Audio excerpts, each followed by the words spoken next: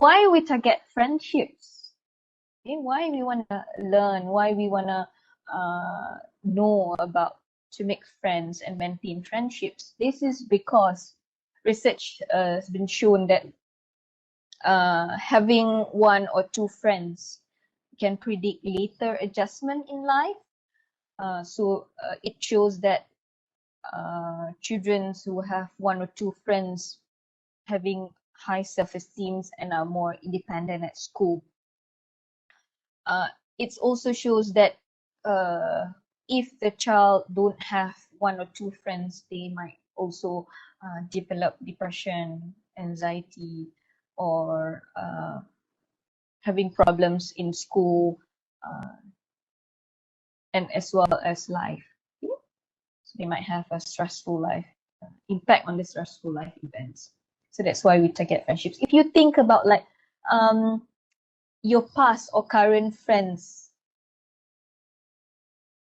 the close, if you have a close friends, you share a lot of common interests with your friends, particularly in for example in family. If you're a student, you share a lot of things that what happened in a lecture. So common interest is very important, okay, in friendship. And you also talk and go out together, which this is called close friendship or reciprocal friendships, okay, relationship. So these are also the strongest predictors of consequences of peer rejection. So these are quite intense. If a person having frequent peer rejection, they might also develop mental health problems like depression or anxiety, juvenile delinquencies. We don't want this to happen in our children, substance abuse or suicidal ideations. And having ASD also is a risk factor for peer rejection. So these are the high risk factors. So the child might have less socially competent, fewer friendship, and also less peer support. The protective factor is that friendships are known to protect against victimization. So we can say that if you have one or two friends, for example, if you are eating alone at stairs compared to you are eating at the canteen with a group of friends, so which one do you think that is normally liked by a bully? So whether alone or in a group. So we can see that a bully like to or will focus on people who are eating alone at stairs compared to people who are eating in a group where you have someone to protect you. Okay, so in echo to that, all those social difficulties in ASD, they need social skills training to improve in their social skills. So there's a lot of social skills training outside. But social skills training outside normally doesn't have evidence-based curriculum. Okay? So evidence-based here means two things. The first one is the content of the curriculum is based on the literature, on what works. Okay, and then the second one is that the intervention has been investigated and shows that the intervention is effective.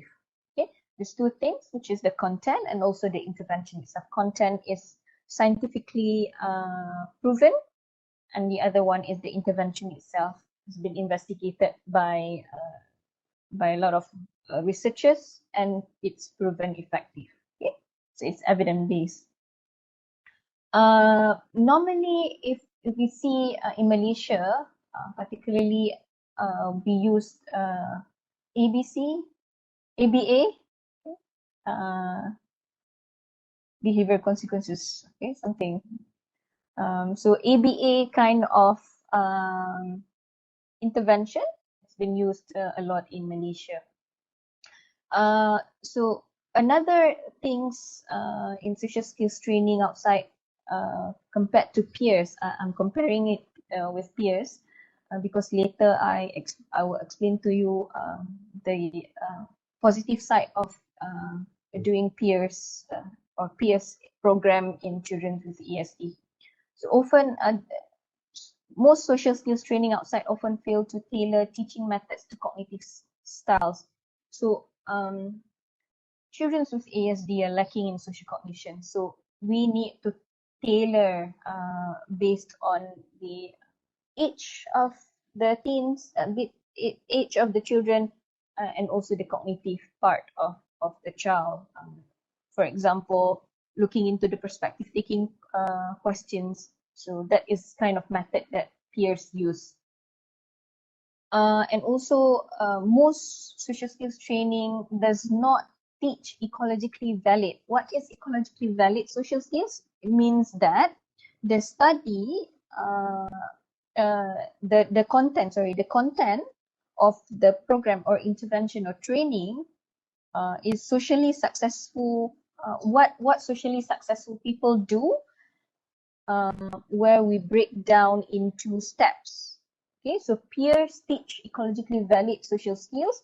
So we have, I give you an example. So teens who want to try to meet a new group of people. So normally we often advise the child to introduce yourself first. If the child wanna meet or wanna talk in a group of people, we ask them to introduce themselves first. But it's actually introducing yourself is actually it's actually a few more steps in front that you need to do. Okay, you don't ask the child to introduce themselves first because it's a bit awkward. So peers teach a more ecologically valid social skills, a more organic approach, we called it.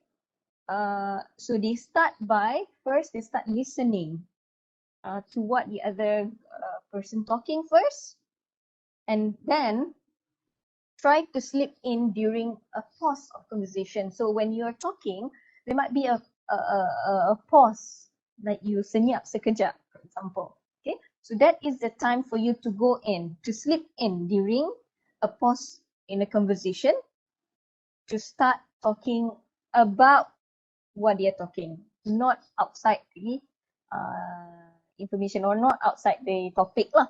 Okay, and then you have to assess the group interest based on the non-verbal cues as well. So slip in and talk a little bit on the topic that they are talking, and then after that assess the non-verbal social cues, and then baru start to introduce yourself. So peers teach the step-by-step, and we breaking down to step-by-step social skills on a certain topic.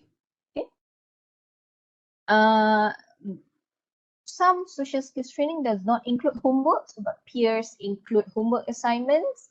After sessions, we give the child to bring back or to do the assignment outside the clinic setting, because peers teach in a group setting, normally in a clinic setting. So outside the clinic setting, we don't know whether the child do it or not. So we give them homework assignment. And also skills that are not generalized to other setting. A few of my slides I also will bring to you the maintaining of the whether the skills can be generalized to other setting or not, and also whether the skills that learn in peers has been maintained after a few years. Okay, and in peers also we include parent and teacher, as well as the we also look into the treatment over time, okay, the gains over time after a few years of learning peers, whether it's whether the social skills in children maintain or decrease. Okay.